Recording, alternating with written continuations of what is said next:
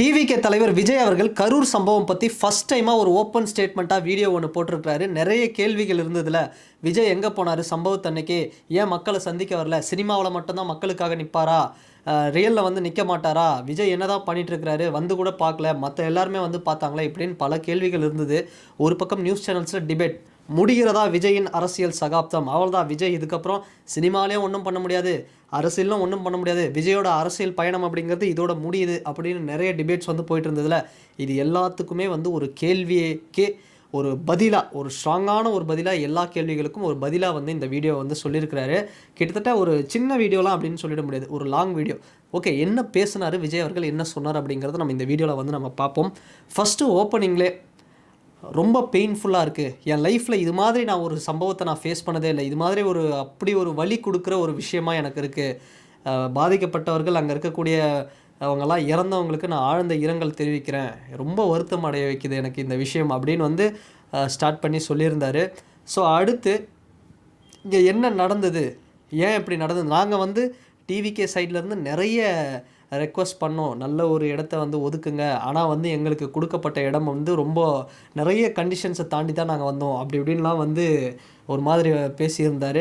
So இதை தாண்டி இன்னொரு மேட்டர்னா, இதுக்கு முன்னாடி நாங்கள் 5 இடத்துல மாநாடுகள், கூட்டங்கள், கேம்பெயின் இதெல்லாமே பண்ணோம், ஆனால் அங்கெல்லாம் எந்த ஒரு அசம்பாவிதமும் நடக்கலைங்க, ஆனால் இங்கே நடந்தது வந்து கண்டிப்பாக ஏதோ ஒரு டவுட்ஸ் இருக்குது, அது என்ன அப்படிங்கிறத வந்து தீவிர விசாரிக்கணும் அப்படிங்கிற மாதிரி வந்து அப்படி இப்படின்னு சொல்லிட்டு இருக்கிறாரு.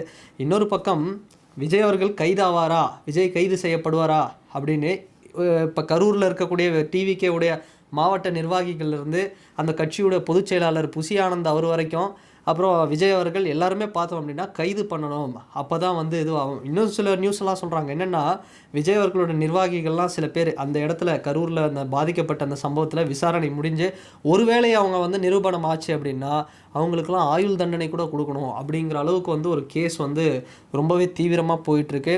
சரி, விஜய் அவர்கள் என்ன சொல்கிறாரு, ஸோ இதன் மூலயமா அவரை வந்து அடக்கிட முடியுமா, இல்லை என்ன தான் அவர் பின்வாங்க போகிறாரா, இதையெல்லாம் நம்ம பார்த்தோம்னா விஜய் அவர்கள் தெளிவாக ஒரு விஷயம் சொல்கிறாரு, இது மாதிரி சம்பவங்கள் இனி நடக்காத அளவுக்கு வந்து நாங்கள் இனி ஒரு ஸ்டெப் எடுப்போம் அப்படிங்கிறத சொல்கிறாரு. அண்டு சிஎம் அவர்களுக்கு வந்து ஒரு விஷயத்தை வந்து இங்கே க்ளீனாக தெளிவுபடுத்துகிறாரு.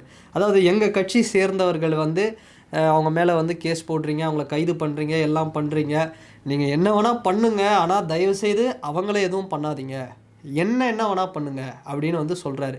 நான் வந்து ஆஃபீஸ்லேயோ இல்லை என்னுடைய வீட்லேயோ தான் இருப்பேன், நீங்கள் அங்கே வந்து என்ன வேணால் பண்ணுங்கள், பழி வாங்கிக்கோங்க, ஸோ நீங்கள் வந்து மக்களை பழி வாங்காதீங்க.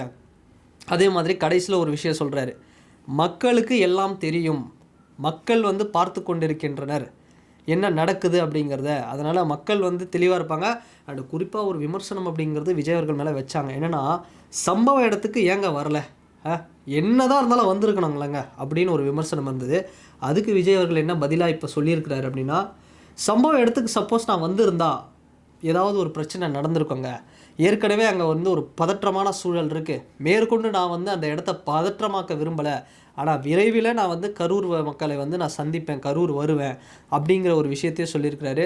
ஸோ ஃபைனல் டச்சாக என்னப்பா முடிஞ்சதா விஜய் அவர்களுடைய அரசியல் களம், அந்த அரசியல் பயணம் அப்படின்னு பார்த்தா இல்லைங்க, அடுத்தடுத்து வரக்கூடிய ஈவெண்ட்ஸ் இன்னும் ஒரு பல மடங்கு வேகமாக, இன்னும் பல தீவிரமாக, இந்த நடந்த தவறுகள்லாம் நடக்காத அளவுக்கு இன்னும் நல்ல ஒரு ஸ்டெப் எடுத்து நல்ல ஒரு ஸ்மூத்தாக இது என்னை வேகப்படுத்தியிருக்கு, இன்னும் நான் வேகமாக வந்து இந்த அரசியல் பயணத்தை வந்து தொடருவேன், ஸோ தைரியமாக மன உறுதியோடு நான் வந்து தொடருவேன் ஸோ அப்படின்னு சொல்லியிருக்கிறாரு. இதன் மூலமாக என்ன தெரியுதுன்னா, விஜய் அவர்கள் பின்வாங்கி போகிறதா இல்லை, ஸோ இந்த அரசியல் களத்திலே தான் இருக்க போகிறாரு, ஸோ மீண்டும் ஒரு வேகம் எடுத்து நாங்கள் வருவோம் அப்படிங்கிற ஒரு விஷயத்தை அவருடைய தொண்டர்களுக்கு வந்து இது சொல்கிறாரு. அதே மாதிரி மக்கள்கிட்ட ஒப்படைக்கிறாரு, மக்களுக்கு தெரியும், மக்கள் பார்த்துப்பாங்க அப்படிங்கிற மாதிரி சில விஷயத்த வந்து சொல்கிறாரு. அண்ட் இதை தாண்டி முக்கியமாக நம்ம பார்க்க வேண்டிய விஷயம் என்னென்னா, இது வந்து டிவிகேவுக்கு இப்போ தாங்க டிவிகேவுடைய இந்த அரசியல் அப்படிங்கிறது ஸ்டார்ட் ஆகுது அப்படின்னு சொல்லலாம். ஸோ தமிழ்நாடு அரசியல் டிவிகே, டிஎம்கே எல்லா கட்சிகளும் வந்து பார்த்தோம்னா இன்னும் ஒரு 7 மாதம் இருக்குது, ஆனால் 6 மாதம் இருக்குது, ஆனால் இப்போ தாங்க வந்து ப்ராப்பராக வந்து ஒரு சில அப்படியே வந்து ஒரு தீவிரமான ஒரு பிரச்சாரம், ஒரு இதெல்லாம் வந்து இனிமேல் தான் நடக்க போகுது. அரசியல்னால் என்ன அப்படிங்கிற ஹீட்டை நம்ம மக்கள் இனிமேல் தான் பார்க்க போகிறாங்க அப்படின்னு வந்து நினைக்கிறேன்.